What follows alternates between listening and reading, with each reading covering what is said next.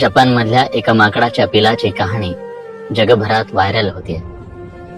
पंच त्याचं नाव. जन्मानंतर काही दिवसातच त्याची आई त्याच्यापासून दुरावली.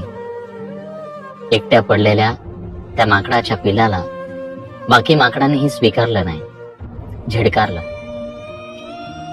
एकट्या पडलेल्या त्या माकडाच्या पिलाला एक खेळणी मिळाली. त्या खेळण्यालाच त्यानं आई म्हटलं. त्या खेळण्यातच त्यानं भाऊ आणि मित्र शोधला. त्या निर्जीव खेळण्याला त्यानं घट्ट मिठी मारली.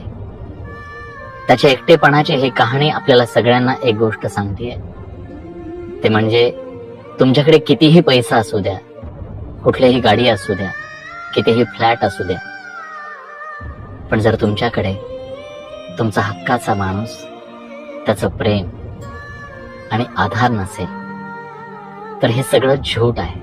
त्यामुळे आपल्यावर प्रेम करणाऱ्या माणसाची आपण कदर केली पाहिजे. आणि एक कटू सत्य सांगू, तुमच्याकडे कितीही धनदौलत असू द्या, तुमच्याकडे कितीही पैसा असू द्या, पण एक असा शब्द आहे ज्याची उणीव कधीच भरून निघू शकत नाही, कुठल्याही बाजारात ती मिळू शकत नाही. ती म्हणजे आई. तुमच्याकडे जर आई असेल तर तिला जपा, कारण या जगात अशी अनेक माणसं आहेत ज्यांच्याकडे त्यांची आई नाहीये मित्र.